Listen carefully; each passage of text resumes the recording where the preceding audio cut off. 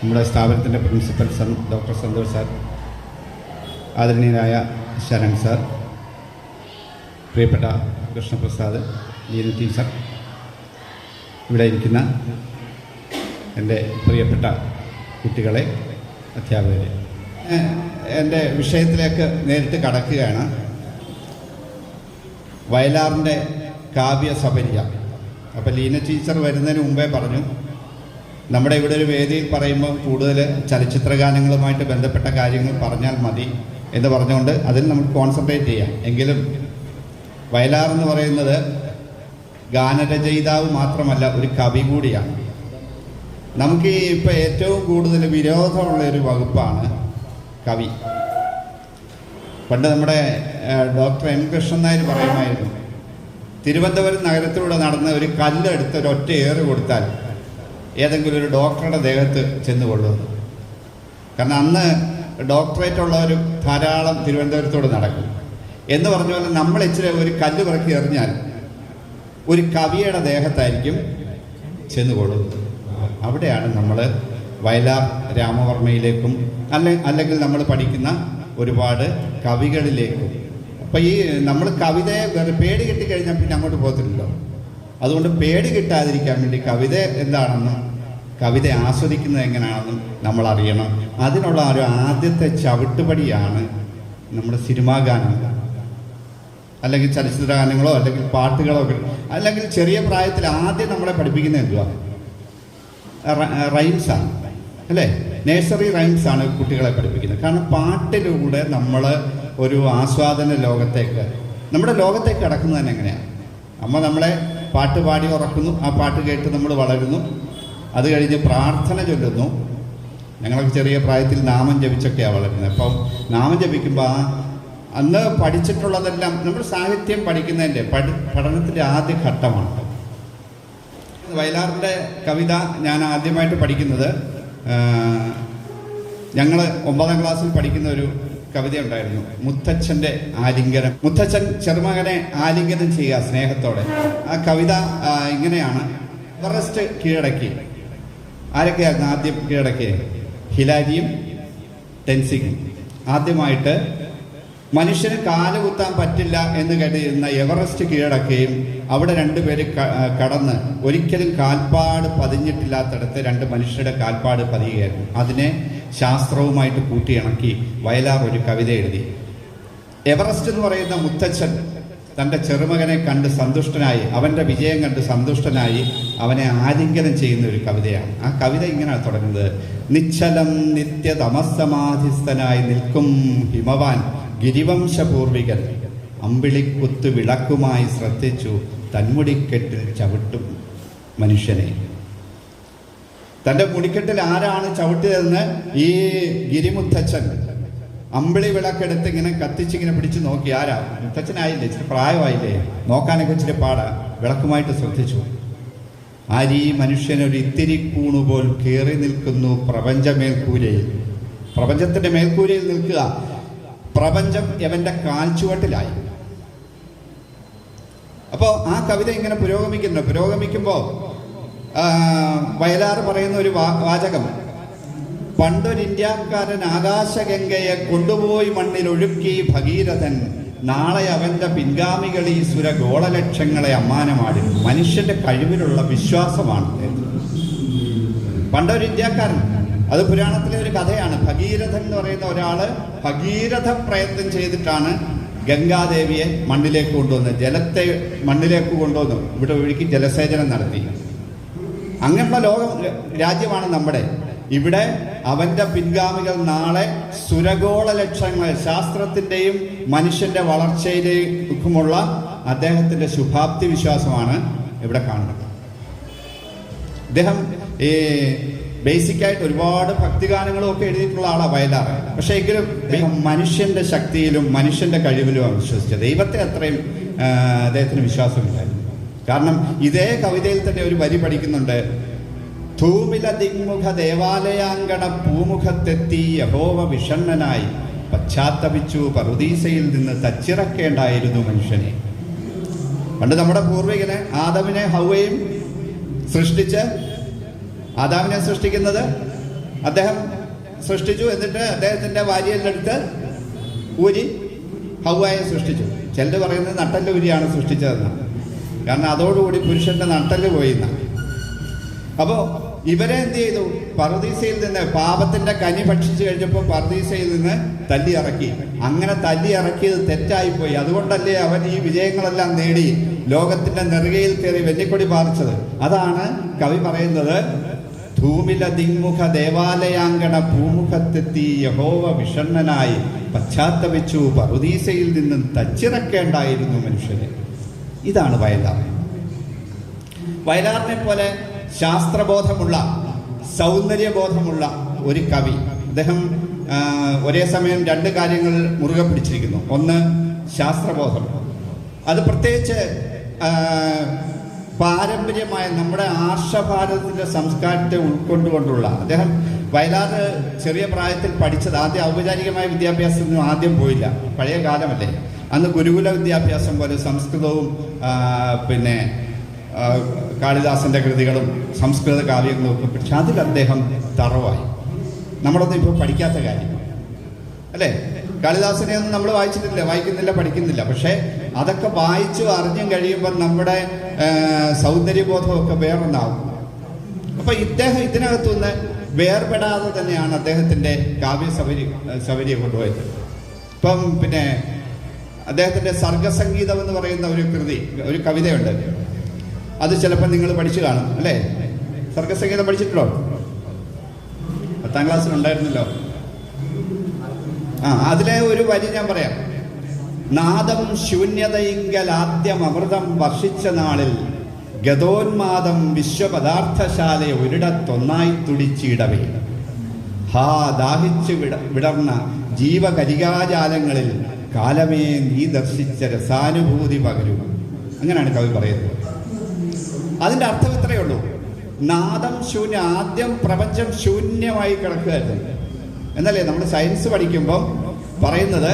പ്രപഞ്ചത്തിൽ ആദ്യം പൊതുവെ എല്ലാം ശൂന്യമായിട്ട് കിടക്കാന്നു. അവിടെ പ്രപഞ്ചത്തിലെ എല്ലാ ദ്രവ്യവും ഒരിടത്തൊന്നിച്ചു കൂടി ഒരു വലിയ മാസായിട്ട് കിടക്കുകയാണ്. അവിടുന്നാണ് ബിഗ് ബാങ്, ഒരു വലിയ സ്ഫോടനം, മഹാവിസ്ഫോടന സിദ്ധാന്തം. അവിടുന്ന് വിസ്ഫോടനം നടന്നത് വികസിക്കുകയാണെന്ന് പറയുന്നത്.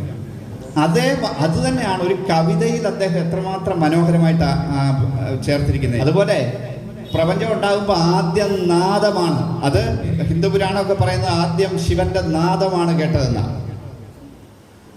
ബൈബിള് പറയുന്നത് എന്താ? ആദിയിൽ വചനമുണ്ടായി. എല്ലാ പുരാണങ്ങളും ഇതൊക്കെ തന്നെ, എല്ലാം സെയിമാണ്, അങ്ങോട്ടും ഇങ്ങോട്ടും ഒക്കെ ഒന്ന് തന്നെ ഇതെല്ലാം.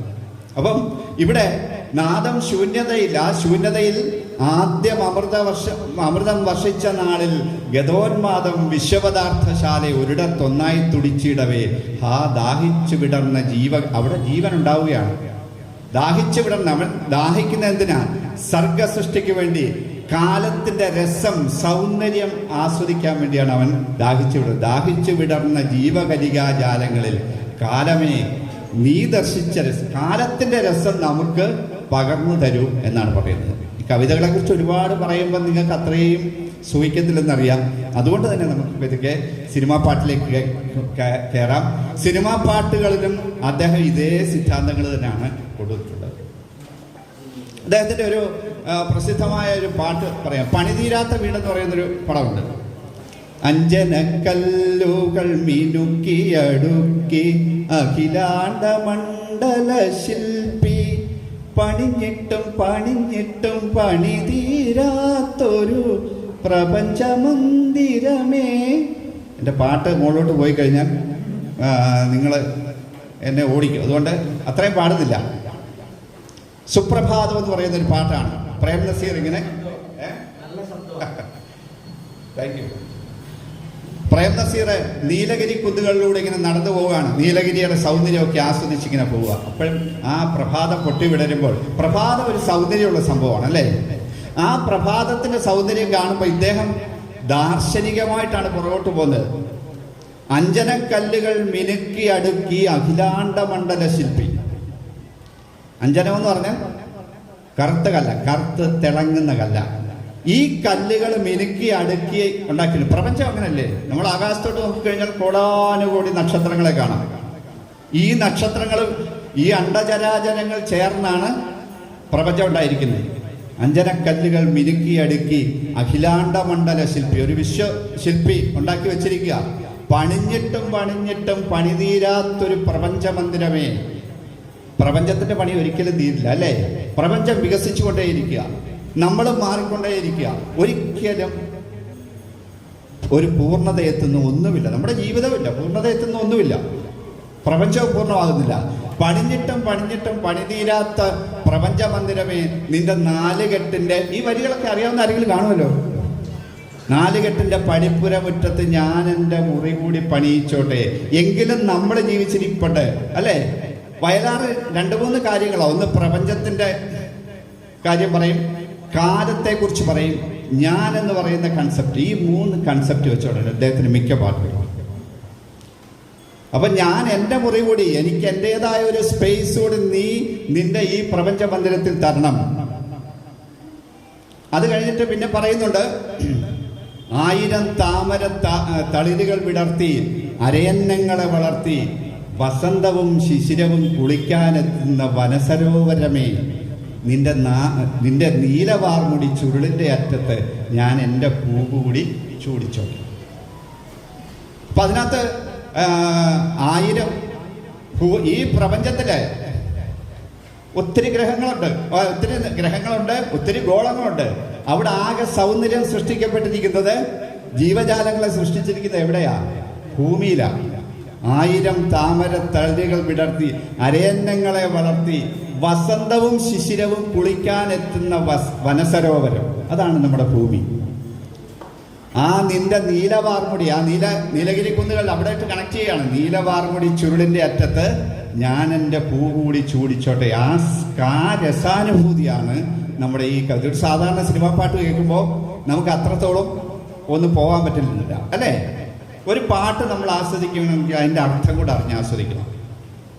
അവർ പറയുന്ന സംഗതി പോയി, നമ്മൾ സംഗതി ശ്രുതി മാത്രം നോക്കുകയല്ല, സംഗീതവും സാഹിത്യവും വേണം അല്ലേ? പണ്ട് പറയും, സംഗീതമപി സാഹിത്യം സരസ്വതി സ്തനദ്വയ ഏകമാവാദ മധുരം അന്യതാലോചനാമൃതം. സരസ്വതീ ദേവിയുടെ 2 സ്തനങ്ങളാണ് സംഗീതവും സാഹിത്യവും. ഒന്ന് ആവാദ മധുരമാണ്, മധുരമായിട്ട് നമ്മൾ 2ഉം പാലിന് മധുരമല്ലേ, 2ഉം ആവാദ മധുരം, മറ്റേത് ആലോചനയ്ക്ക് അമൃതമാണ്. അപ്പൊ അതുകൊണ്ട് സാഹിത്യം കൂടെ പഠിച്ചിട്ട് അറിഞ്ഞു മാത്രം നമ്മൾ കേൾക്കുമ്പോൾ ഇതിന്റെ സൗന്ദര്യം വർദ്ധിക്കുകയാണ്. ഇതേ ആശയം വരുന്ന ഒത്തിരി കവിതകൾ അദ്ദേഹത്തിനുണ്ട്. അദ്ദേഹത്തിന്റെ ഏറ്റവും പ്രധാനപ്പെട്ട ഒരു പാട്ടാണ് പ്രളയപയോധിയിൽ ഉറങ്ങിയുണർന്നൊരു പ്രഭാമയൂഖമേ കാലമേ. പ്രളയജലത്തിൽ ആണ്ടുകിടക്കുകയായിരുന്നു. ഇതെല്ലാം ഭാരതീയമായ സങ്കല്പങ്ങളാണ്. ഭാരതീയമെന്നല്ല, ബൈബിളിലും പറയുന്ന അതാ. എല്ലാം കഴിയുമ്പോൾ ഒരു പ്രളയമുണ്ട്. പ്രളയത്തിലെല്ലാം മുഴുകി ദീർഘകാലം കിടന്നു. അവിടുന്ന് ഒരു രശ്മിയായിട്ട്, ഒരു മയൂഖമായിട്ട് ഉദിച്ചു ഉയരുകയാണ്. ആ കാലത്തിനെയാണ് അദ്ദേഹം വന്നിക്കുന്നത്. പ്രളയപയോധിയിൽ ഉറങ്ങിയുണർന്നൊരു പ്രഭാമയൂഖമേ കാലമേ, പ്രകൃതിയും ഈശ്വരനും ഞാനും നിന്റെ പ്രതിരൂപങ്ങളല്ലേ.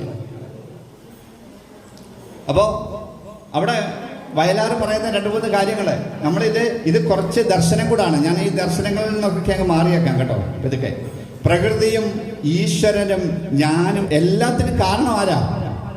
വയലാറിനെ സംബന്ധിച്ചിടത്തോളം അത് കാലനാണ് അല്ലേ? നമ്മളെല്ലാം സമയത്തിന്റെ പിന്നിലുള്ളവരാ. നമ്മുടെ ഈ മരണത്തിന്റെ ദേവനെ എന്താ പറയുന്നേ? കാലൻ എന്ന് പറയുന്നത് എന്തുകൊണ്ടാണ്? നമ്മൾ കാലൻ എന്ന് പറയുമ്പോൾ വിചാരിക്കും കാട്ടുപോകത്തിന്റെ പുറത്ത് കൊമ്പപ്പീശയൊക്കെ വെച്ച് ഈ കയറുമൊക്കെ പിരിച്ച് തോളയിലിട്ട് ഇങ്ങനെ നടക്കുന്ന ഒരാളാണ് കാലൻ എന്നാണ് നമ്മുടെ സങ്കല്പം. യഥാർത്ഥത്തിൽ അങ്ങനല്ല. കാലമാണ് കാലം, നമ്മുടെ സമയമാണ്. യമൻ എന്ന് പറയുമ്പോൾ യാമവുമായിട്ട് ബന്ധപ്പെട്ടിരിക്കുകയാണ്. സമയമാണ്. സമയമാ രഥത്തിൽ ഞാൻ സ്വർഗയാത്ര ചെയ്യുന്നു, എൻ സ്വദേശം. കേട്ടോ, അതെല്ലാവർക്കും അറിയാം.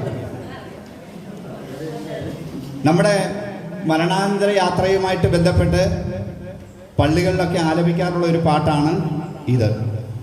ഇതെഴുതിയ ആരാന്നറിയോ? വയലാറാണ്. വയലാർ ഇതൊരു റീഅറേഞ്ച്മെന്റ് ചെയ്തതേ ഉള്ളൂ. യഥാർത്ഥത്തിൽ പണ്ടിവിടെ കേരളത്തിലേക്ക് വന്ന ഒരു മിഷണറി, വോൾബ്രത്ത് നാഗൽ എന്ന് പറയുന്ന ഒരു മിഷണറി ഉണ്ട്. അദ്ദേഹത്തിൻ്റെ യാത്രയിൽ, അന്നത്തെ കാലത്ത് കാളവണ്ടിയിലാണ് യാത്ര ചെയ്യുന്നത്, ഏകാന്ത വിരസമായ യാത്രയാണ്. കണ്ണൂരിൽ നിന്ന് പാലക്കാട്ടേക്ക് അദ്ദേഹം യാത്ര ചെയ്യുക. ഏതെങ്കിലും ഒരു റാന്തൽ വിളക്ക് കത്തിച്ച് തൂക്കിയിട്ട് ദീർഘയാത്ര, ബോറടിക്കുന്ന സമയത്ത് അദ്ദേഹം ഈ കാലത്തെക്കുറിച്ച് ബോധവാനാകുക. സമയമാം രഥത്തിൽ ഞാൻ സ്വർഗയാത്ര ചെയ്യുന്നു, എൻ്റെ യേശുവിനെ കാണുവാൻ, എൻ്റെ ദൈവരാജ്യത്തിലേക്ക് പ്രവേശിക്കുവാൻ അല്പസമയമേ ഉള്ളൂ എന്ന് പറഞ്ഞ് ആ പാട്ടിനെ കുറെ കൂടെ അടുക്കും ചിട്ടയോടുകൂടി ആക്കി വയലാർ നമ്മുടെ കൂടെ അടുത്ത് അവതരിപ്പിച്ചിരിക്കുകയാണ്. വളരെ മനോഹരമാണ് കേട്ടോ. യഥാർത്ഥത്തിൽ അത് മരണഗാനമല്ല, നമ്മുടെയൊക്കെ ജീവിതത്തിൻ്റെ ഗാനമാണ്. നമ്മളെല്ലാം സമയത്തിൻ്റെ ചക്രത്തിൽ ഇങ്ങനെ യാത്ര ചെയ്തുകൊണ്ടിരിക്കുക. ഇന്നത്തെ പറയുന്നുണ്ട്, രാത്രിയിൽ ഞാൻ ദൈവത്തിൻ്റെ കൈകളിൽ ഉറങ്ങുന്നു, അപ്പോഴും എൻ രഥത്തിൻ്റെ ചക്രം മുന്നോട്ടോടും. നമ്മളൊരു കാര്യം ശ്രദ്ധിക്കാതിരുന്നാലും ഉറങ്ങിക്കിടന്നാലും നമ്മുടെ കാലം മുന്നോട്ട് പോവുകയാണ്. സായിപ്പ് എഴുതാത്ത കുറെ വരികളൂടെ അതിനകത്ത് ചേർത്തിട്ടുണ്ട്. രാവിലെ ഞാൻ ദൈവത്തിൻ്റെ കൈകളിൽ ഉണരുന്നു, അപ്പോഴും എൻ മനസ്സിൻ്റെ സ്വപ്നം മുന്നോട്ടോടുന്നു. ആ സ്വപ്നത്തെയാണ്, നമ്മുടെ സ്വപ്നമാണ് നമ്മളെ മുന്നോട്ട് നയിക്കുന്നത്. രാവിലെ നമ്മൾ ഉണരുമ്പോഴും രാത്രി ഉറങ്ങിക്കിടക്കുന്ന സ്വപ്നങ്ങൾ നമ്മളെ നയിക്കുകയാണ്. സ്വപ്നങ്ങളിലൂടെയാണ് നമ്മൾ മുന്നോട്ട് പോകുന്നത്. ഇങ്ങനെ മനോഹരമായിട്ട് ഈ ഒരുപാട് പഴയ കാലത്തെ കവിതകളിൽ നിന്നൊക്കെ ഉൾക്കൊണ്ട് അതിനെ മാറ്റിമറിച്ച് കൂടുതൽ സുന്ദരമാക്കി നമ്മുടെ അടുത്ത് അവതരിപ്പിക്കാൻ അദ്ദേഹത്തിന് കഴിഞ്ഞിട്ടുണ്ട്.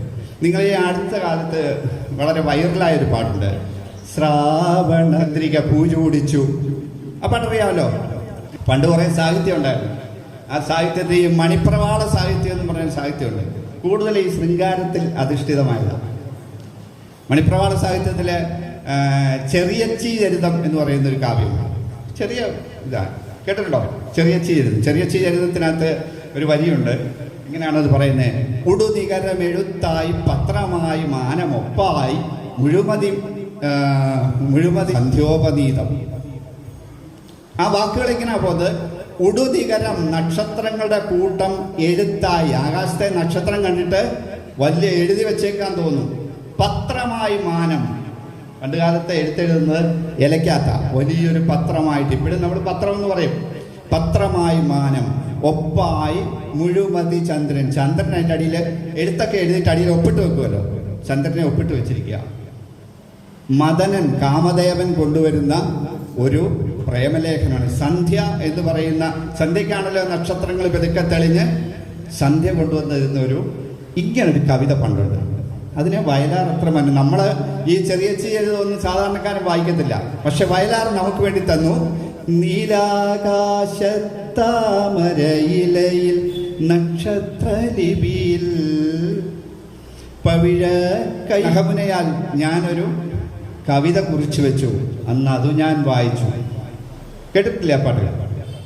വന്നു കണ്ടു കീഴടക്കി നിന്നെ എൻ്റെ സ്വന്തം. വന്നു കണ്ടു കീഴടക്കി എന്നുള്ള വാക്ക് പോലും ഷേക്സ്പിയറുടെ കൃതിയിൽ നിന്ന് എടുത്തിട്ടുള്ള. You came, you saw, you conquered. വന്നു കണ്ടു കീഴടക്കി. പണ്ടൊരു മലയാള സിനിമയുടെ പേരും ഉണ്ടായിരുന്നു അങ്ങനെ. അപ്പൊ ഇതൊക്കെ വിശ്വസാഹിത്യത്തിൽ നിന്നും ഒക്കെ അദ്ദേഹത്തിന് കിട്ടുന്ന കാര്യങ്ങൾ നമ്മളിലേക്ക് പകർന്നു തരാൻ അദ്ദേഹത്തിന് കഴിഞ്ഞു. നമുക്കതുപോലെ ചിന്തിക്കാൻ പറ്റത്തില്ല. വള്ളത്തോളിൻ്റെ ഒരു കവിതയുണ്ട്. വള്ളത്തോളിൻ്റെ കവിത ഇങ്ങനെയാണ് പറഞ്ഞത്: വെണ്ണ തോൽക്കും ഉടലിൽ സുഗന്ധിയാം എണ്ണതെ ചരയിൽ ഉണ്ടുമായി തിണ്ണമേലിരിക്കും മുക്കണ്ണനേകി കണ്ണുകൾ ഒരു ഉത്സവം. ഇങ്ങനെയാണ് ആ കവിത വരുന്നത്. വള്ളത്തോൾ എഴുതിയതാണ്. വയലാറ് ഒരു സുന്ദരിയുടെ കഥ എന്ന സിനിമയ്ക്കകത്ത് പാട്ട് എഴുതുമ്പം ഈ പദ്യത്തിനകത്തുനിന്ന് 2 പാട്ടുണ്ടായി. പറയാം വാക്കില്ല, ഈ വരി പറഞ്ഞതിൽ നിന്ന് പറയാം. വെണ്ണ തോൽക്കുമുടലോടെ നറും വെണ്ണിലാവിൻ കുളിരോടെ. കേട്ടുണ്ടോ ആ പാട്ട്? അതിനകത്ത് അരയിലൊറ്റ മുണ്ടുടുത്ത പെണ്ണേ, അങ്ങനെ ഒരു പാട്ട്. ഈ രണ്ട് പാട്ടുകൾ ഈ ഒരൊറ്റ കവിതയ്ക്കകത്തുനിന്ന് ആ കവിത അതുപോലെ എടുത്തു വെക്കുകയല്ല, കവിതയിൽ നിന്നൊരാശയം ഉൾക്കൊണ്ടുകൊണ്ട് അദ്ദേഹം കവിത എഴുതുകയാണ്. ഇതാണ് വയലാർ. നമ്മൾ പിന്നെ ഏറ്റവും കൂടുതൽ ഇന്ത്യയിലെ സാഹിത്യകാരന്മാരെ ഒക്കെ പ്രചോദിപ്പിച്ചിട്ടുള്ളത്, ഏറ്റവും കൂടുതൽ ലോകത്തെ തന്നെ ഏറ്റവും പ്രഗത്ഭനായ ഒരു സാഹിത്യകാരനാണ് മഹാകവി കാളിദാസൻ. കാളിദാസന്റെ കൃതികളൊക്കെ അതിമനോഹരമായിട്ട് എല്ലാ കവികളും എടുത്തിട്ടുണ്ട്. പി ഭാസ്കരനാണെങ്കിലും പിന്നെ വയലാറാണെങ്കിലും ശ്രീകുമാരൻ തമ്പി ആണെങ്കിലും എല്ലാവരും കാളിദാസന്റെ കാവ്യകൽപ്പനകൾ എടുത്ത് പെരുമാറിയിട്ടുണ്ട്. അദ്ദേഹത്തിന്റെ ഒരു പാട്ട് ഇച്ചിരി ശൃംഗാരമാണെങ്കിലും എനിക്കത് പറയാം. പനി നീർമഴ പൂമഴ തേൻമഴ, ഇങ്ങനെ പാട്ട് കേട്ടിട്ടുണ്ടോ? മഴയെ സുന്ദരമായിട്ട് വർണ്ണിക്കുന്ന ഒരു പാട്ടാണ്. മഴയെ സുന്ദരമായി വർണ്ണിക്കുന്ന പാട്ട്. മഴയിൽ കുതിരുന്നൊരഴകയെ നനയുന്നത് കഞ്ചുകമോ? നിന്റെ കഞ്ചുകമാണോ, വസ്ത്രമാണോ നനയുന്നത്, നിന്റെ യൗവനമാണോ നനയുന്നത് എന്നൊരാൾ തോന്നുന്നു. അത് ഒരു ഇച്ചിരി റൊമാൻറ്റിക്കാണ്.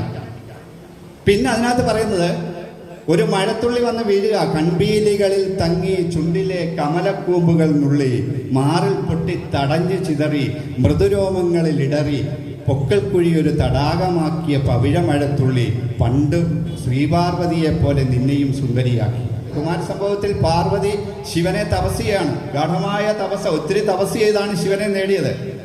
തപസ് ചെയ്യാൻ തന്തയോടും പിണങ്ങിയാ പോയി തപസ് ചെയ്യുന്നത്. തപസ് ചെയ്യുമ്പോൾ ഋതുക്കളൊക്കെ മാറി വരുന്നൊന്നും അവൾ അറിയുന്നില്ല. വെയിൽ വരുന്നു, മഞ്ഞ് വരുന്നു, അവസാനം മഴ വന്നു. മഴ വരുമ്പോൾ ആദ്യത്തെ മഴത്തുള്ളി പാർവതിയുടെ കണ്ണുകളിൽ ഇത്തിരി തട്ടി. സ്ഥിതം ക്ഷണം പത്മസു, അങ്ങനെയാണ് ആ ശ്ലോകം തുടങ്ങുന്നത്. ആ ആദ്യത്തെ ജലബിന്ദുവിന് ഒരു വാക്ക് പറയും, പ്രഥമോദ ബിന്ദു. ആ പ്രഥമോദ ബിന്ദു ഒഴുകി വരുന്നതാണ് അതിനകത്ത്. ഇത് വേറൊരാളൊരു പാട്ടാക്കിയിട്ടുണ്ട് കേട്ടോ. ഈ വാക്ക് പറഞ്ഞപ്പോൾ നിങ്ങൾക്ക് എവിടെയെങ്കിലും ഓർമ്മ വരുന്നോ? നിങ്ങൾക്ക് ചിലര് പാട്ടിനെ കുറിച്ചൊക്കെ ഇച്ചിരി അവെയറാണ്. നമ്മൾ പാട്ടുകളൊക്കെ കേൾക്കണം. നമ്മുടെ മനസ്സ് റിലാക്സ് ചെയ്യാൻ പറ്റിയ ഏറ്റവും നല്ല സാധനം പാട്ടുകളാണ്.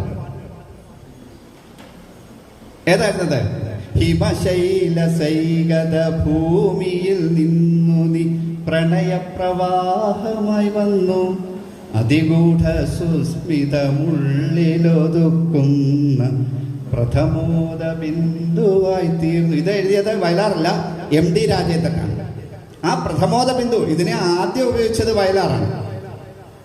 അപ്പം വയലാറിന് വിശ്വസാഹിത്യത്തിലെ കൃതികളാണെങ്കിലും കാളിദാസന്റെ കൃതികളാണെങ്കിലും അദ്ദേഹത്തിന് പെട്ടെന്ന് നമ്മളിലേക്ക് കൊണ്ടുവരാൻ പറ്റും.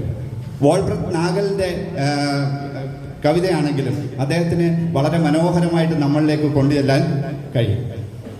അദ്ദേഹത്തിന്റെ പ്രണയകാവ്യങ്ങളെ കുറിച്ച് പറയുകയാണെങ്കിൽ ഇഷ്ടംപോലെ പ്രണയകാവ്യങ്ങൾ ഉണ്ട്. ഏറ്റവും മനോഹരമായ ചക്രവർത്തിനി നിനക്ക് ഞാൻ, പിന്നെ ചക്രവർത്തിനി നിനക്ക് ഞാൻ ശില്പഗോപുരം തുറന്നു, പുഷ്പപാദുകം പുറത്തു വയ്ക്കു, നീ നഗ്നപാതയായകത്തു വരും. ഒരു പ്രണയത്തിന്റെ ഒരു വിശുദ്ധിയും സൗന്ദര്യവും എല്ലാം അതിനകത്ത്. മലയാളത്തിലെ ഏറ്റവും മികച്ച പ്രണയഗാനങ്ങളിൽ ഒന്നാണ് ചക്രവർത്തി. പ്രണയഗാനങ്ങൾ മാത്രമല്ല, ഭക്തിഗാനങ്ങൾ എഴുതാനും വയലാറിനെ കവിഞ്ഞേ ഉള്ളൂ. ഇത് ചക്രവർത്തിനി ഏത് സിനിമയ്ക്കകത്തെന്നറിയാവോ? ചെമ്പരത്തി എന്ന് പറയുന്ന സിനിമയ്ക്കകത്ത്. ചെമ്പരത്തി, അതിൻ്റെയൊക്കെ സീനുകളൊക്കെ ഇതിനകത്ത് യൂട്യൂബിലൊക്കെ കിട്ടും. ആ വലിയ പ്രണയകാവ്യം എഴുതിയ അതിനകത്ത് തന്നെ ഒരു ഭക്തിഗാനമുണ്ട്. ഈ ഭക്തിഗാനങ്ങളെ കുറിച്ച് പറയുമ്പോൾ വയലാർ, നേരത്തെ ഞാൻ പറഞ്ഞല്ലോ, താത്വികമായിട്ടൊരു പാരമ്പര്യ ഭക്തിയൊന്നുമുള്ള ആളല്ല. അദ്ദേഹം മതങ്ങളെയും ഒക്കെ ശരിക്കും വിമർശിച്ചിട്ടുണ്ട്. മനുഷ്യന്റെ ഏറ്റവും മതം മനുഷ്യനെ മയക്കുന്ന കറുപ്പാണെന്ന് വിശ്വസിച്ച ആ പ്രമാണത്തിന് കൂടെയായിരുന്നു വയലാർ. മനുഷ്യൻ മതങ്ങളെ സൃഷ്ടിച്ചു, മതങ്ങൾ ദൈവങ്ങളെ സൃഷ്ടിച്ചു, മനുഷ്യരും മതങ്ങളും ദൈവങ്ങളും ചേർന്ന് മണ്ണ് പങ്കുവെച്ചു, അവർ നമ്മുടെ മനസ്സും പങ്കുവെച്ചു. എന്നാണ് പറയുന്നത്. മതങ്ങളെ നല്ല രീതിയിൽ ഉപയോഗിക്കുകയാണെങ്കിൽ കുഴപ്പമില്ല. പക്ഷേ ഇവിടെ ഏറ്റവും കൂടുതൽ രൂക്ഷമായ രക്തച്ചൊരിച്ചിലുകൾ ഉണ്ടായിട്ടുള്ളത് മതത്തിൻ്റെ പേരിലാണ്. ഇന്ത്യ കണ്ട ഏറ്റവും വലിയ രക്തച്ചൊരിച്ചിൽ സ്വാതന്ത്ര്യത്തിന് ശേഷമുള്ള പിളർപ്പിനും 2 രാജ്യമായിട്ട് പിളർന്നതിന് ശേഷമുള്ളതാണ്. ലോകത്തെങ്ങും അതാണ് നടക്കുന്നത്. ഇപ്പോൾ ഗാസയിൽ നടക്കുന്നതാണ്. ലോകത്തിൻ്റെ എല്ലാ ഭാഗത്തും കുരിശുയുദ്ധം നൂറ്റാണ്ടുകളോളം നടന്നു. എത്രയോ രക്തപ്പുഴ ഒഴുകി. അപ്പോൾ അതുകൊണ്ട് തന്നെ മതത്തെ അദ്ദേഹത്തിൻ്റെ ഒരു വലിയ സംഭവമായിട്ട് ഗണിക്കാൻ കഴിഞ്ഞില്ല. മതം മനുഷ്യൻ സൃഷ്ടിച്ചതാണ്. ഈശ്വരനെയും മനുഷ്യൻ സൃഷ്ടിച്ചതാണ്. മനുഷ്യന്റെ കഷ്ടപ്പാടാണ് വലുത്. അപ്പം അതാണ് അദ്ദേഹം വിശ്വസിക്കുന്നത്. അപ്പം ഞാൻ പറഞ്ഞു വന്നത് ഭക്തിഗാനത്തിൻ്റെ കാര്യത്തിലേക്ക് വരിക. ഭക്തി എന്ന് പറഞ്ഞാൽ നമ്മുടെ ഈ കൂട്ടത്തിൽ ഇരിക്കുന്ന എല്ലാവരും ഭക്തരാണല്ലോ, അല്ലേ? അല്ലേ? എന്താ ഭക്തി? ഭക്തി എന്ന് പറഞ്ഞാൽ എന്താ? ഭക്തി പലതരത്തിലുണ്ട്. ഒന്ന്, നമ്മൾ ഭഗവാനെയൊക്കെ അടിപൊളി അങ്ങ് വർണ്ണിക്കുക. അങ്ങനെ കണ്ണ് കൊള്ളാം, മൂക്ക് കൊള്ളാം, നാക്ക് കൊള്ളാം ഭഗവാനെ എന്ന് പറഞ്ഞാൽ അയാളെ കിളത്തുക. ഭഗവാനെ കിളത്തി കഴിഞ്ഞാൽ അദ്ദേഹം നമുക്ക് എന്തെങ്കിലും തരും എന്നുള്ളതാണ്. ഒരാളെ പ്രശംസിച്ച് ദൈവം വെറുമണ്ടനാണ്. നമ്മൾ പ്രശംസിച്ചു കഴിഞ്ഞാൽ നമുക്ക് കാര്യങ്ങൾ തരാൻ വേണ്ടി അത് പ്രാർത്ഥന. നമ്മൾ പ്രാർത്ഥിക്കുന്നത് എന്തുവാ? എനിക്ക് നല്ലത് വരുത്തണേ, പരീക്ഷയ്ക്ക് പാസ്സാവണേ, ലവൻ്റെ ലൈൻ പൊട്ടണേ, എൻ്റെ ലൈൻ റെഡിയാവണേ, ഇത്തരം കാര്യങ്ങളൊക്കെ നമ്മൾ പ്രാർത്ഥിക്കും. അത് നമ്മുടെ സെൽഫിഷ്നെസ്സാണ്. ഏറ്റവും നല്ല പ്രാർത്ഥന ഞാൻ കേട്ടിട്ടുള്ളതിൽ മഹാത്മാഗാന്ധിക്ക് ഏറ്റവും കൂടുതൽ ഇഷ്ടമുള്ളൊരു പ്രാർത്ഥനയുണ്ട്. സബ്കോ സന്മതി ദേ ഭഗവൻ, അല്ലേ? രഘുപതി രാഘവ രാജാറാം രഘുപതി രാഘവ രാജാറാം പതിത പാവന സീതാറാം ഈശ്വര അല്ലാഹ് തേരെ നാം സബ്കോ സന്മതി ദേ ഭഗവൻ. അങ്ങനെ പ്രാർത്ഥിക്കാൻ നമുക്ക്. നിങ്ങൾക്ക് എങ്ങനെയാണ് പ്രാർത്ഥിക്കുന്നത്? നമ്മൾ രാവിലെ പരീക്ഷയ്ക്ക് വരുമ്പോൾ തലേന്നിൽ അവിടെ പോയി ഒരു തേങ്ങായും ഒക്കെ അടിച്ച് നമുക്ക് ജയിക്കാനുള്ള കാര്യങ്ങളൊക്കെ വേണം. പ്രാർത്ഥന പലതരത്തിലാണ്. ഒന്ന് സ്വയം സമർപ്പിക്കുക. ദൈവത്തിന് നമ്മൾ സ്വയം സമർപ്പിക്കുന്നു. 2, അങ്ങേരെ പ്രശംസിച്ച് എനിക്ക് താ താ താ എല്ലാം തായ, ഏറ്റവും കൂടുതൽ തായാണ്. വയലാറിൻ്റെ ഞാൻ പറഞ്ഞൊരു വിഷയം മാറിപ്പോയി കഴിഞ്ഞാൽ പ്രശ്നമാണ്. അപ്പം വയലാറിൻ്റെ ഒരു ഭക്തിഗാനം പറയും. ഈ ചെമ്പരത്തി എന്ന് പറയുന്ന സിനിമയിൽ ചക്രവർത്തിനി നിനക്ക് ഞാൻ എൻ്റെ ശില്പഗോപുരം തുറന്നു എന്ന് പറയുന്ന വളരെ മനോഹരമായ പ്രണയഗാനമുള്ള അതേ പടത്തിലൊരു പാട്ടുണ്ട്. ശരണമയ്യപ്പ സ്വാമി ശരണമയ്യപ്പ ശബരിഗിരിനാഥ സ്വാമി ശരണമയ്യപ്പ. അങ്ങനെ പാടുന്ന കാര്യമൊന്നുമില്ല, എല്ലാവർക്കും എഴുതാം. വയലാറല്ല സാധാരണ. പക്ഷെ വയലാർ എഴുതിയപ്പോൾ അതിനകത്തുണ്ട് ശ്രീകോവിൽ നടയതിങ്കൽ കർപ്പൂരമലകൾ കൈകൂപ്പിത്തൊഴുതുരുകുമ്പോൾ പത്മരാഗ പ്രഭവിടർത്തും തൃപ്പദങ്ങൾ ചുംബിക്കും കൃഷ്ണ തുളസി പൂക്കളാകാൻ വരുന്നു ഞങ്ങൾ. ഒന്ന് ആലോചിച്ച് നോക്കിയേ. മനുഷ്യന്റെ ഭക്തി കൂടുമ്പോൾ അവിടെ കർപ്പൂര മലകള് ഉരുകുമ്പോൾ അത് കൈകൂപ്പി നിൽക്കുന്നതായിട്ടാണ് തോന്നുന്നത്. കൈകൂപ്പി നിൽക്കുമ്പോൾ അവിടെ ഒരു ഭക്തന്റെ മനസ്സ് കൈകൂപ്പി ഉരുകുന്നു എന്നുള്ള വാക്കാണ് അദ്ദേഹം അവിടെ ഉപയോഗിച്ചത്. ശ്രീകോവിൽ നടയതിങ്കൽ കർപ്പൂരമലകളൊന്നും ഇഷ്ടംപോലെ ഭക്തജനങ്ങളും വരുന്നുണ്ട്. ഇവരുടെ എല്ലാം മനസ്സിന്റെ ഉരുക്കമാണ്, ഭക്തിയിൽ മുഴുകി കൈകൂപ്പി ഉരുക്കമാണ് അതിനകത്ത് കാണിക്കുന്നത്. കൈകൂപ്പി തൊഴുതുരുകുമ്പോൾ പത്മരാഗ പ്രഭവിടർത്തും തൃപ്പദങ്ങൾ ചുംബിക്കും കൃഷ്ണ തുളസി പൂക്കളായി ആകാൻ വരുന്നു ഞങ്ങൾ. നമ്മൾ കാണുന്ന ആംഗിളല്ല. ഞാൻ പറഞ്ഞില്ലേ, നേരത്തെ പറഞ്ഞ കവികളൊക്കെ ഒത്തിരിയുണ്ട്. പത്തിയൂരമ്മയെക്കുറിച്ചും പാണ്ഡവർകാവിലമ്മയെക്കുറിച്ചും, പാണ്ഡവർകാവിലമ്മേ കഴുത്തിൽ മാല ചാർത്തുമ്പോൾ എന്ത് സൗന്ദര്യം, ഇങ്ങനൊക്കെ എഴുതാൻ ആർക്കും പറ്റും. അതൊന്നും കവിതയൊന്നും അല്ല. പുണ്യപാപ ചുമടുകളാമിരുമൂടി കെട്ടുമേന്തി. നമ്മുടെ തലയിലിരിക്കുന്ന ഇരുമുടിക്കെട്ടിനകത്ത് മനുഷ്യന്റെ ജീവിതം അതാണ്. നമ്മൾ എന്ത് ചുമന്നുകൊണ്ടാണ് നടക്കുന്നത്? പുണ്യപാപ ചുമടുകളാം ഇരുമുടി കെട്ടുമേന്തി 18ാം പടി ചവിട്ടാൻ വരുന്നു ഞങ്ങൾ. അങ്ങനെ എഴുതുമ്പോഴാണ് വയലാർ ഒരു യഥാർത്ഥ ഭക്തകവിയാകുന്നത്. ഭക്തനല്ലാത്ത വയലാറ് ഭക്തകവിയായി മാറും. ഈ വയലാർ അനുസ്മരണം നടക്കുന്ന സമയത്ത് അവിടെ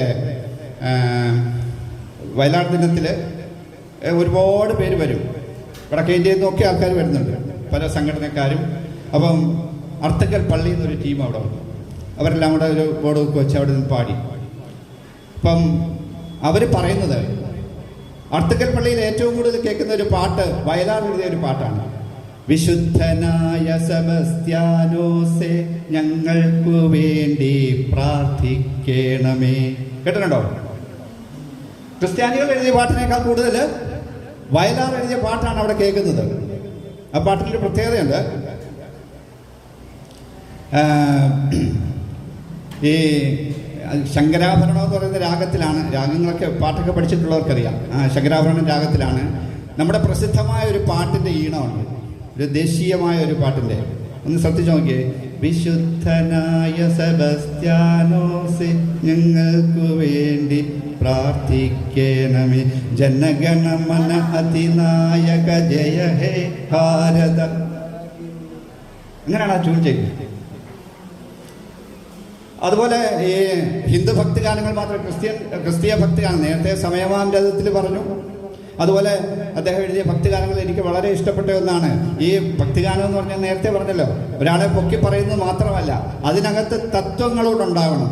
ആകാശത്തിലെ കുരുവികൾ വിതയ്ക്കുന്നില്ല, കൊയ്യുന്നില്ല. കേട്ടിട്ടുണ്ടോ പാട്ട്? ബൈബിളിലെ വചനം. ആകാശത്തിലെ പറവകൾ വിതയ്ക്കുന്നുമില്ല, കൊയ്യുന്നുമില്ല. കളപ്പുരകൾ കെട്ടുന്നില്ല, അളന്നളന്ന് കൂട്ടുന്നില്ല. പങ്കുവെച്ചും പണയം വെച്ചും തങ്ങളിൽ അകലുന്നില്ല. ബൈബിളിന്റെ സാരാംശം അതിനകത്തുണ്ട്. അതിനകത്ത് നമുക്കിട്ടൊരു പൂളുകൂടെ വെക്കുന്നുണ്ട് കേട്ടോ. സ്നേഹമെന്ന ദൂതും കൊണ്ടൊരു ദൈവപുത്രൻ വന്നു, കുരിശിലേറ്റി മുൾമുടി നൽകി കുരുടന്മാർ നമ്മൾ. നമ്മുടെ അടുത്ത് സ്നേഹം പറഞ്ഞുകൊണ്ട് ആരെങ്കിലും വന്നു കഴിഞ്ഞാൽ നമ്മളെന്ത് ചെയ്യും? അവൻ്റെ തലയിൽ മുൾക്കിരീടം ചാഴ്ത്തി അവനെ കുരിശെ കെട്ടി തൂക്കിയിടും. നമ്മൾ തന്നെയാണ് യേശുക്രിസ്തുവിനെ ക്രൂശിച്ചത്.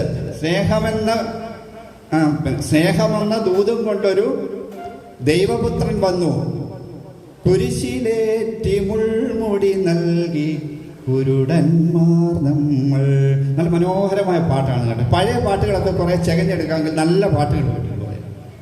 അതിനകത്ത് പറയുന്നുണ്ട്, കളപ്പുരകൾ കെട്ടുന്നില്ല, അളന്നളന്ന് കൂട്ടുന്നില്ല, പങ്കുവച്ചും കനകം മൂലം കാമിനി മൂലം കലഹം കൂടും. അതെവിടെ നിന്ന് എടുത്താ?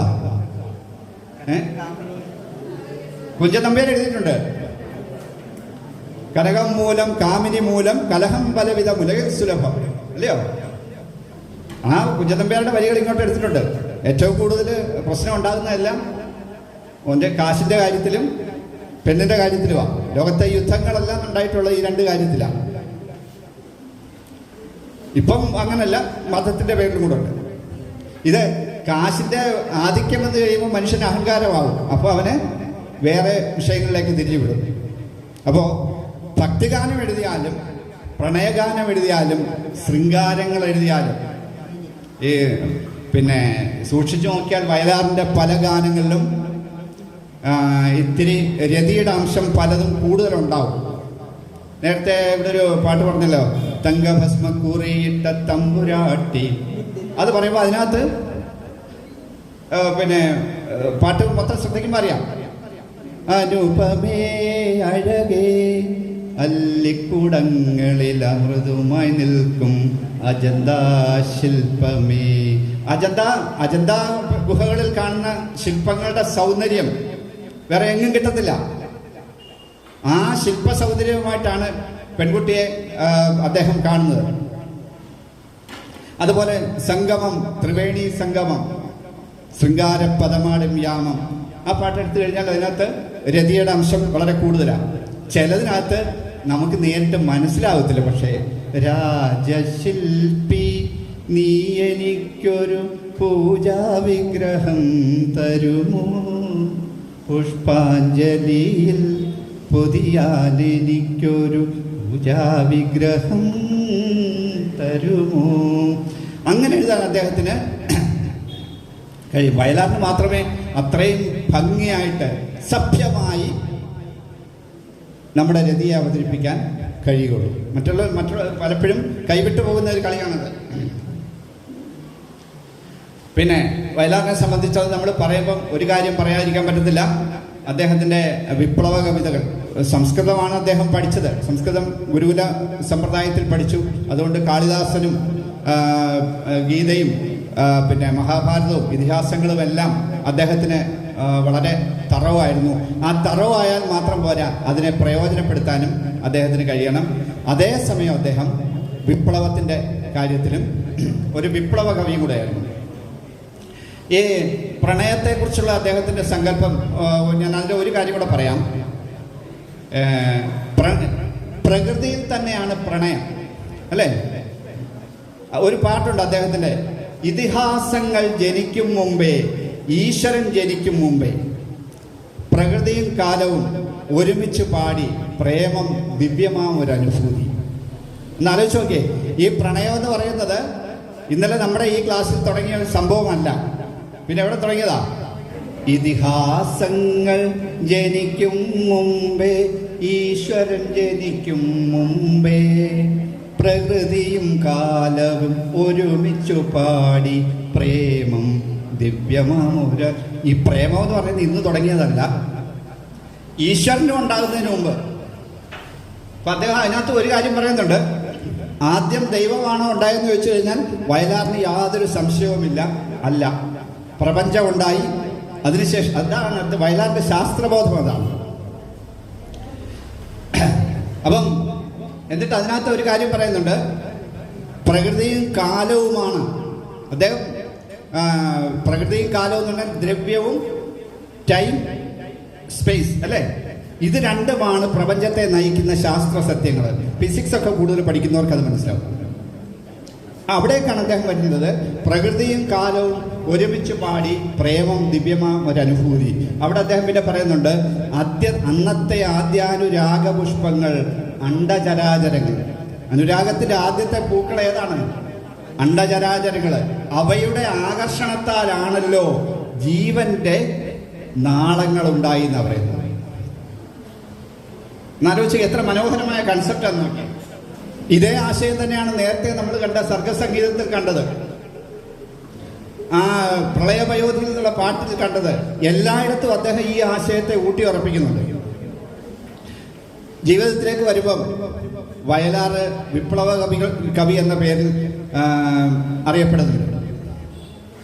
ഇപ്പം ഈ ഒരു കാലഘട്ടത്തിൽ കേരളത്തിലെ കമ്മ്യൂണിസ്റ്റ് പ്രസ്ഥാനം വളർന്നത് നാടകങ്ങളിലൂടെ വലിയ പ്രചാരം കിട്ടിയിട്ടുണ്ട്. അതിന് ബലികുടീരങ്ങളെ എന്ന് പറഞ്ഞ പാട്ട് എല്ലാവരും കേട്ടിട്ടുണ്ടാവും, വയലാറിൻ്റെയാണ്. അതിലും ഒരു വിപ്ലവ കവിത എഴുതുമ്പം അതിലും അദ്ദേഹം ഈ പിന്നെ നമ്മുടെ ആർഷ സംസ്കൃതിയുടെ കാര്യങ്ങൾ കേൾക്കും. ബലികുടീരങ്ങളെ സ്മരണകളിരമ്പും രണസ്മാരകങ്ങൾ. അത് പറഞ്ഞ പിന്നെ അതിനകത്ത് ഇങ്ങനെ പറയുന്നത്, യുഗങ്ങൾ നീന്തിരസിക്കും ഗംഗയിൽ വിടർന്നു താമര നൂളങ്ങൾ, ഭൂപടങ്ങളിൽ ഒരിഞ്ഞ നിവർന്നു ജീവിതങ്ങൾ തുടരൂരിയെറിഞ്ഞു, ചുണ്ടിൽ ഗാഥകൾ കരങ്ങളിലെ പൂച്ചെണ്ടുകൾ പുതിയ പൗരനുണർന്നു. അങ്ങനെയാണ് മനുഷ്യന് ബോധമുണ്ടാകുന്നതിനെ കുറിച്ചാണ് ആ പറയുന്നത്. അദ്ദേഹത്തിന് വേറൊരു പാട്ട് എനിക്ക് വളരെ ഇഷ്ടപ്പെട്ട ഒന്നാണ്, അനുഭവങ്ങൾ പാളിച്ചകൾ എന്ന് പറയുന്ന സിനിമയ്ക്കകത്ത്, പ്രവാചകന്മാരെ പറയൂ പ്രഭാതം അകലെയാണ്. ഭാവി പ്രവചിക്കാൻ കഴിയുന്ന ആർക്കാ? പ്രവാചകന്മാർ. അവരോട് ചോദിക്കുക, നല്ല പ്രഭാതം അകലെയാണോ എന്ന് ചോദിക്കുന്നത്. നല്ലൊരു പ്രഭാതമുണ്ട്. സാധാരണക്കാരൻ ദാരിദ്ര്യത്തിൽ മുഴുകി കഴിയുകയാണ്. വിപ്ലവത്തിന്റെ കാലഘട്ടമാണ്. ആ പ്രസ്ഥാനമാണ് അതിനകത്ത് പറയുന്നത്, ആ സിനിമയിൽ പറയുന്നത്. ഒരു പ്രഭാതം അകലെയാണോ, നമുക്കിനി കിട്ടാക്കനിയാണോ അത്? പ്രവാചകന്മാരെ ചൊല്ലൂ, പറയൂ പ്രഭാതം അകലെയാണോ. പ്രപഞ്ചശില്പികളെ പറയൂ പ്രകാശം അകലെയാണ്. ഇവിടെ നമ്മുടെ ഭക്തിയോ ഭക്തിമാർഗങ്ങളോ ഈ പിന്നെ പുരാണങ്ങൾ പറയുന്ന ഒന്നും നമ്മളെ രക്ഷിക്കത്തില്ല. അതിനകത്ത് പറയുന്ന ഇതാണ്, ഭാവി ചരിത്രം തിരുത്തി എഴുതിയ ഭാരതയുദ്ധഭൂവിൽ ഇടയൻ തെളിച്ചൊരു ചൈതന്യ ചക്രരഥം ഉടഞ്ഞു വീഴുന്നു, മണ്ണിൽ തകർന്നു വീഴുന്നു. ഏതാണ് ഇടയൻ തെളിച്ച ചൈതന്യ ചക്രരഥം? കൃഷ്ണനല്ലേ അന്ന് പിന്നെ ഗീത ഉപദേശിച്ച് കൊണ്ടുപോയതല്ലേ? ഇടയൻ തെളിച്ച ചൈതന്യ ചക്ര. ഇടയൻ എന്നുള്ള വാക്ക് ഉപയോഗിച്ചിരിക്കുന്നത് ബൈബിളിനെ കൂടെ ഉദ്ദേശിച്ച. അപ്പൊ നമുക്ക് ഈ പ്രവാചകന്മാരൊന്നും അവിടെ ഒന്നും ചെയ്ത് ഇടയൻ തെളിച്ച ചൈതന്യ ചക്രരഥം ഉടഞ്ഞു വീഴുന്നു, മണ്ണിൽ തകർന്നു വീഴുന്നു. ധർമ്മനീതികൾ താടി വളർത്തി തപസ് ചെയ്യുന്നു. സ്വാമിമാരൊക്കെ താടി വളർത്തി. ഈ അന്ന് ധർമ്മോപദേശം നൽകിയതാരാ? ശ്രീകൃഷ്ണ. ഇത്തരം ധർമ്മോപദേശങ്ങളൊന്നും നമ്മളെ ഇവിടെ രക്ഷിക്കത്തില്ല. അതിനാണ് വിപ്ലവം വേണ്ടതെന്നാണ് അദ്ദേഹം ഈ പാട്ടിനകത്തൂടെ പറയുന്നത്. ആ പാട്ടിനകത്ത് മനോഹരമായി വേറെ കുറെ പാട്ടുകളുണ്ട് കേട്ടോ. കല്യാണി, കളവാണി, ചൊല്ലമ്മിണി ചൊല്ല്, വെള്ളിത്താഴ്വര പൂത്തിറങ്ങിയതാണ് പൂവോ പെൺപൂവോ. ഒരു പെൺകുട്ടിയുടെ മനസ്സാണ്. അവരുടെ വീട്ടിൽ ഒരാള് ഒളിവിൽ താമസിക്കുക. സത്യൻ അവിടെ ഒളിവിൽ താമസിക്കുക. അവിടെ ആ വീട്ടിലെ പെൺകുട്ടിക്ക് ഇയാളോട് പ്രണയമുണ്ട്. എവിടെ മനസ്സാണ്? നിന്റെ ഇടത്തെ കൺപുരികം തുടിക്കണുണ്ടോ? ഈ പെൺകുട്ടികളുടെ ഇടത്തെ കൺപുരികം തുടിച്ചു കഴിഞ്ഞാൽ അത് അവർക്ക് നല്ലൊരു കാമുകൻ വരുന്നു എന്നാണ് പണ്ടത്തെ നമ്മൾ വിശ്വാസങ്ങളിലാണല്ലോ കിടക്കുന്നത്. നിന്റെ ഇടത്തെ കൺപുരികം തുടിക്കണുണ്ടോ? നിന്റെ മനസ്സിനകത്തൊരു മോഹം മുളയ്ക്കണുണ്ടോ? തത്തമ്മേ ഈ പൂത്തകിനൊക്കെ പൊതിഞ്ഞു പിടിച്ചു മയങ്ങുമ്പോഴാരോ കുളിർന്ന കുന്നും ചരിവിലിരുന്ന് വിളിക്കണുണ്ടോ? ഒക്കെ വന്നു. ദാരിദ്ര്യത്തിൻ്റെ ഭീഷണമായ മുഖങ്ങൾ കണ്ടിട്ടില്ലാത്ത ഒരു തലമുറയാണ് നിങ്ങളുടേതെന്ന് എനിക്കറിയാം. അങ്ങനെ എന്ന് വെച്ചാൽ ഒന്നും കഴിക്കാനില്ലാത്ത ഒരവസ്ഥ, ജീവിതത്തിൻ്റെ ഭാരം. വയലാറിൻ്റെ ഒരു പാട്ട് ഇങ്ങനെ പെട്ടെന്ന് നിർത്തിയേക്കാം കേട്ടോ. ഒരിടത്തു ജനനം, പാടിക്കോ. ഒരിടത്തു മരണം, ചുമലിൽ ജീവിത ഭാരം. ഒരിടത്ത് ജനനം, ജനനം നടക്കുന്നു, മരണം നടക്കുന്നു. അതിൻ്റെ ഇടയ്ക്ക് സൃഷ്ടിക്കും സംഹാരത്തിനും ഇടയ്ക്കുള്ളതാണല്ലോ നമ്മുടെ ജീവിതം. അവിടെ മുതുകിൽ ജീവിതഭാരവുമായിട്ട് മനുഷ്യൻ അലയുകയാണ്. എന്നിട്ട് അവിടെ നമ്മൾ സ്വപ്നം കാണുക. സ്വപ്നത്തെക്കുറിച്ച് അതിനകത്ത് വയലാർ പറയുന്നത് ഇങ്ങനെയാണ്: കരളിലെ ചെപ്പിൽ സ്വപ്നം എന്നൊരു കള്ളനാണയം ഇട്ടതാര്. ദൈവം നമുക്ക് അപ്പോഴും പ്രതീക്ഷ തരിക, നമുക്ക് സ്വപ്നങ്ങൾ തരിക. ഇതൊന്നും യാഥാർത്ഥ്യമാവുന്നുമില്ല. പട്ടിണി കൊണ്ട് നട്ടം തിരിഞ്ഞ് നടക്കുന്ന നമുക്ക് എന്താണ്? അപ്പൊ അതാണ് കരളിലെ ചെപ്പിൽ സ്വപ്നം എന്നൊരു കള്ളനാണയം ഇട്ടതാര്. കണ്ടാലകലുന്ന കൂട്ടുകാരോ, കല്ലെറിയാൻ വന്ന നാട്ടുകാരോ. നേരെ ജീവിക്കാൻ തുടങ്ങി കഴിഞ്ഞാൽ നമുക്ക് പണവും കൂടി ഇല്ലെങ്കിൽ ബന്ധുക്കളൊക്കെ അകന്നങ്ങ് പോകും. കടം ചോദിക്കുമെന്ന് വെച്ച് ഇല്ലയോ? ഗേൾഫ്രണ്ട് പോവും, കടം ചോദിച്ചാൽ പോവും. അനുഭവസ്ഥനാട്ടോ. നാട്ടുകാർ കല്ലെറിയുകയും ചെയ്യും. കണ്ടാലകലുന്ന കൂട്ടുകാരോ, കല്ലെറിയാൻ വന്ന നാട്ടുകാരോ. അത് ദാരിദ്ര്യത്തിൻ്റെ ഭീഷണമായ മുഖം അറിയണമെങ്കിലേ ആ വയലാറിന് മറ്റൊരു പാട്ടുണ്ട്. ഒരു വീട്ടിലെ ഭർത്താവ് വീട്ടിലേക്ക് വരുമ്പോൾ ഭാര്യ അവിടെ നിന്നുകൊണ്ട് പിന്നെ പാടുന്നതാണ്.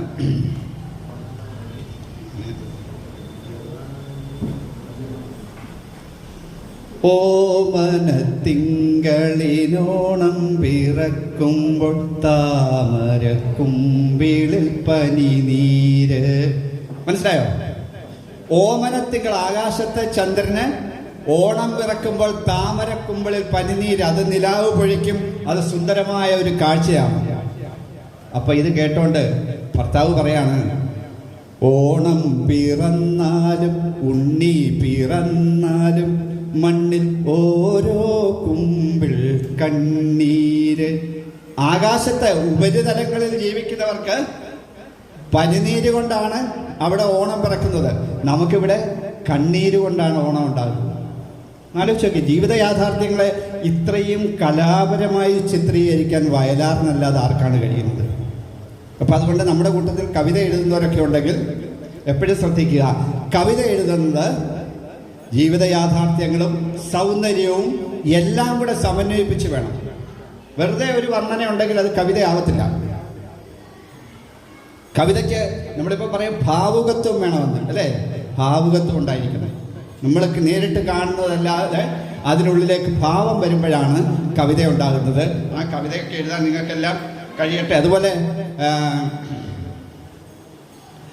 അദ്ദേഹം പിന്നെ ശബരിമല അയ്യപ്പനെ കുറിച്ച് എഴുതിയ ആ സ്വാമി അയ്യപ്പൻ എന്ന് പറഞ്ഞ വേറൊരു സിനിമയുണ്ട്.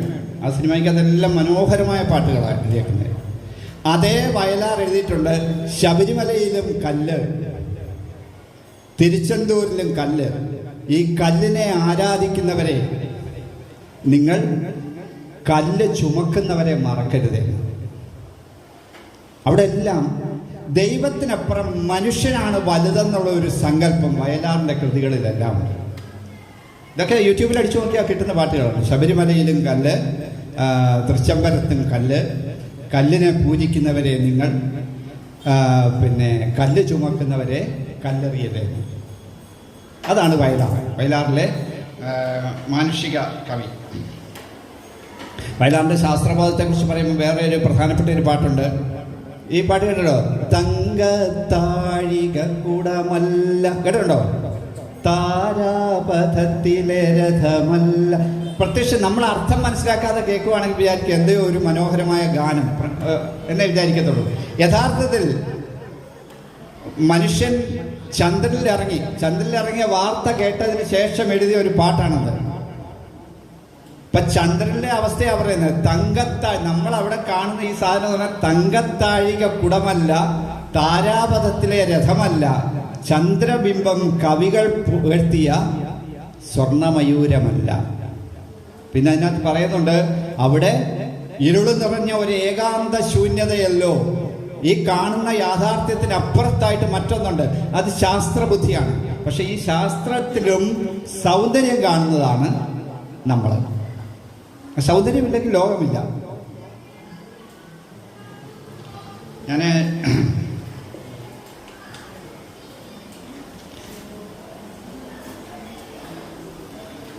വയലാറിൻ്റെ കുറേ ഈ കൽപ്പനകളെ കുറിച്ച് ഞാൻ പറയാം.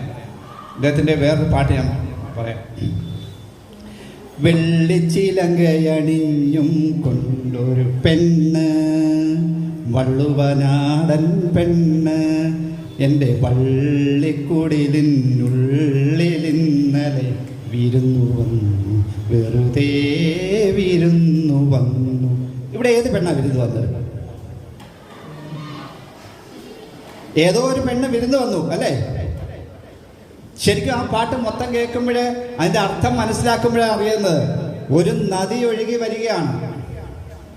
വെള്ളിച്ചിലങ്ക അണിഞ്ഞും കൊണ്ടൊരു പെണ്ണ്, വള്ളുവനാടൻ പെണ്ണ്, എൻ്റെ വള്ളിക്കുടലിനുള്ളിൽ ഇന്നലെ വിരുന്നു വന്നു, വെറുതെ വിരുന്നു വന്നു. കാതിലോല തക്കയണിഞ്ഞ് കല്ലുമാല മാറിലണിഞ്ഞ്. കാട്ടരുവി വരുമ്പോൾ നമ്മുടെ ഇവിടുത്തെ നദിയേക്കാൾ കാട്ടിലെ നദി ഒന്ന് ആലോചിച്ച് നോക്കിയേ. കല്ലുമാലകളൊക്കെ മാറിലണിഞ്ഞ്, കാതിൽ ലോല, തക്ക എന്ന് പറഞ്ഞാൽ കാതിൽ ഇടുന്ന ആഭരണമാണ്, വടക്ക് മലബാറിൽ പറയുന്ന പേരാണ്. തക്ക അണിഞ്ഞ് കല്ലുമാല മാറിലണിഞ്ഞ് കാൽവിരൽ കൊണ്ട് കരയിൽ കളം വരച്ച്, കാൽവിരൽ കൊണ്ട് കളം വരയ്ക്കും. നമ്മൾ പ്രത്യക്ഷത്തിൽ ഒരു പെണ്ണാണെന്നേ തോന്നത്തുള്ളൂ, പക്ഷെ അത് ഒരു കാട്ടാറ് ഒഴുകി വരുന്നതിൻ്റെ ആ പാട്ട് ട്യൂൺ ചെയ്തിരിക്കുന്നത് അങ്ങനെയാണ്, ഒഴുകി വരുന്നവരാ. വെള്ളിച്ചിലങ്കയണിഞ്ഞും കൊണ്ടൊരു പെണ്ണ്, വള്ളുവനാടൻ പെണ്ണ്. മനോഹരമായിട്ട് ഇങ്ങനെ കൽപ്പനകൾ ഉണ്ടാക്കാൻ വയലാറിന് കഴിയും. വയനാടിനെ കുറിച്ച് പറയുമ്പം വെള്ളോട്ട് വളയിട്ട് കമ്മലിട്ടു വയനാടൻ കുന്നുകൾ റൗക്കയിട്ടു. റൗക്ക എന്തുവാ? പണ്ടത്തെ പെണ്ണുങ്ങൾ ഇടുന്ന, നമ്മളിപ്പോൾ ചുരിദാറൊക്കെ ഇടുന്ന കാലത്ത് പണ്ട് റൗക്കയിട്ടായിരുന്നു നടക്കുന്നത്. വയനാടൻ കുന്നുകൾ റൗക്കയിട്ടു. ഇത്രയും മനോഹരമായൊരു പ്രയോഗമാണ്. വയലാറിനെ അങ്ങനെ എഴുതാൻ പറ്റത്തുള്ളൂ. മുളയ്ക്കും കുളിർമുഖക്കുരു മുത്തുകൾ പോലെ മുളമ്പൂ മയങ്ങും കുന്നിനു താഴെ. അപ്പം ആദ്യം പറയാമോ? കദളി ചെങ്കദളി കൺകദളി പൂവേണോ, കവിളിൽ പൂമതമുള്ളൊരു പെൺപൂ വേണോ പൂക്കാരൻ. ഇത് ലതാ മങ്കേഷ്കർ പാടിയ പാട്ടാണ്. ലതാ മങ്കേഷ്കറിന്റെ ആ ശബ്ദത്തിൽ ഇത് കേൾക്കുമ്പോൾ ഒരു അരുമയായ ശബ്ദത്തിൽ നോക്കിയേ. ഈ മുഖക്കുരുവിനെ വർണ്ണിച്ച് പലരും എഴുതിയിട്ടുണ്ട്. അതിൽ ഞാൻ നോക്കിയിട്ട് ഏറ്റവും മനോഹരമാണ്. മുഖക്കുരു പോലെ മുളമ്പു മുളയ്ക്കും കുളിർ മുഖക്കുരു മുത്തുകൾ പോലെ മുളമ്പു മയങ്ങും കുന്നിനു താഴെ നിത്യവൻ മോഹം കദളി.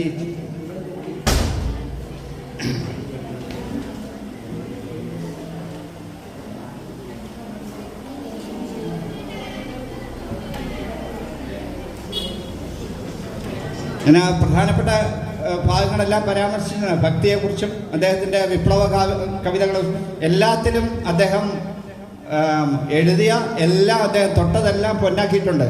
കാരണം ഇദ്ദേഹത്തിന് ഞാനൊരു പാട്ട് മറന്നുപോയി. ഞാൻ ഏതോ ഒരു സിനിമയ്ക്കകത്ത് പാട്ട് എഴുതാൻ വേണ്ടി ഇദ്ദേഹത്തെ കുട്ടനാട്ടിലെ ഒരു വീട്ടിൽ കൊണ്ട് നിർത്തുകയാണ്. അപ്പോൾ ഉച്ചയായപ്പോഴാണ് പുള്ളി വന്നത്. പുള്ളി വരുമ്പോൾ അതിൻ്റെ വരികളൊന്നും കിട്ടിയിട്ടില്ല. അപ്പോൾ ആ വീട്ട് ഉടമ ഇദ്ദേഹത്തിന് ചോറ് വിളമ്പാൻ വേണ്ടി ഇല വെട്ടാൻ പോകുന്ന ഒരു രംഗമുണ്ട്. ആ ഇല വെട്ടുന്നത് കാണുമ്പോൾ അതുകൊണ്ട് ഞാൻ പാട്ട് മറന്നുപോയി. അല്ലെങ്കിൽ അത് പറയാം. ഞാൻ കുറച്ച് നാൾ മുമ്പ് ഇത് കേട്ടതാണ്. അപ്പം അങ്ങനെ പെട്ടെന്ന് തന്നെ ഈ വയലാറിൻ്റെ ഒരു കുഴപ്പമെന്ന് പറഞ്ഞാൽ അദ്ദേഹം 47-ാമത്തെ വയസ്സിൽ മരിച്ചു. കരൾ രോഗം കൊണ്ടാണ് മരിച്ചത്. ഒരു പക്ഷേ കലാകാരന്മാർക്കെല്ലാം ഉണ്ടാകാവുന്ന ഒരു കുഴപ്പമായിരിക്കാം ഈ മദ്യവും മറ്റേ അതിന് ലഹരി വസ്തുക്കളിലേക്ക് കുറേ പോകുന്നതുകൊണ്ടാണോ എന്നും അറിയില്ല. അദ്ദേഹത്തിന് കരൾ രോഗമായിരുന്നു. നമ്മുടെ അതുപോലെ MS ബാബുരാജ് എന്ന് പറയുന്ന ബാബുക്കായുടെ ജീവിതം അങ്ങനെ തന്നെയായിരുന്നു. ലഹരി നമ്മുടെ നല്ല കലാകാരന്മാരെയൊക്കെ കൊണ്ടുപോയിട്ടുണ്ട്. അപ്പം ഞാൻ പറഞ്ഞത് എന്തോ പറയാൻ വന്നത് അന്നേരമാണ്. എന്തോ പാട്ട് ഞാൻ ഓർക്കുന്നില്ല. അപ്പം ഇദ്ദേഹത്തിന് പെട്ടെന്ന് തന്നെ അപ്പം പലപ്പോഴും ഈ പാട്ടുകൾ എഴുതാനും കമ്പോസ് ചെയ്യിക്കാനും ഒക്കെ ആൾക്കാർ കൊണ്ടുപോകുമ്പം ഇവർക്കൊക്കെ മദ്യമൊക്കെ മതി. ഇതൊക്കെ കൊടുത്ത് പൈസ ഒന്നും അധികം മുടക്കാതെ ഇവരെ കൊണ്ടൊക്കെ പാട്ടുമൊക്കെ എഴുതിക്കും. ചിലപ്പം ഇത് കേട്ടിട്ടുണ്ട്, അടിച്ച് ഫിറ്റായിട്ട് അവിടെ കിടന്നുറങ്ങി നാളത്തേക്ക് പാട്ടാവുകയെ. അപ്പോൾ ഇവർക്കൊക്കെ ആദ്യ പുള്ളി അടിച്ച് രാത്രി 2 മണിക്ക് കിടന്നുറങ്ങിയ ആൾ നേരം വിളിക്കുമ്പോഴത്തേക്ക് പാട്ടുകളെല്ലാം എഴുതി വെച്ചിരുന്നു എന്നാണ് ഏതോ സിനിമയ്ക്കകത്ത്. അത് എനിക്ക് തോന്നുന്നു കാറ്റടിച്ചു കൊടുങ്കാറ്റടിച്ചു കായലിലെ വിളക്കുമരം കണ്ണടച്ചു, അങ്ങനെ ആ പാട്ടുകളാണ് തോന്നുന്നു. നല്ല ഈ ജീവിതത്തിലെ പിന്നെ ആ ദുഃഖത്തെയും ദാരിദ്ര്യത്തെയും വർണ്ണിക്കുന്ന ഒരു പാട്ടാണ്. കാറ്റടിച്ചു കൊടുങ്കാറ്റടിച്ചു കായലിലെ വിളക്കുമരം കണ്ണടച്ചു സ്വർഗവും നരകവും കാലമാം കടലിനക്കരയോ ഇക്കരയോ. ഇത് പലപ്പോഴും ഈ കാലം എന്നുള്ളത് കാലമാം കടലിൽ അക്കരയാണോ ഇക്കരയാണോ സ്വർഗവും നരകവും ഇരിക്കുന്നത് എന്ന് ചോദിക്കുകയാണ്. എന്നിട്ട് ചോദിക്കുന്നുണ്ട്, മനുഷ്യനെ സൃഷ്ടിച്ചത് ഈശ്വരനാണെങ്കിൽ ഈശ്വരനോടൊരു ചോദ്യം. കഥനത്തിൻ നടുവിലെ കണ്ണീർ ദ്വീപിലെ ജീവിതം ഞങ്ങൾക്ക് എന്തിനു തന്നു എന്നാണ് ചോദിക്കുന്നത്. ആ ചോദ്യമാണ് അദ്ദേഹം ഉയർത്തുന്നത്.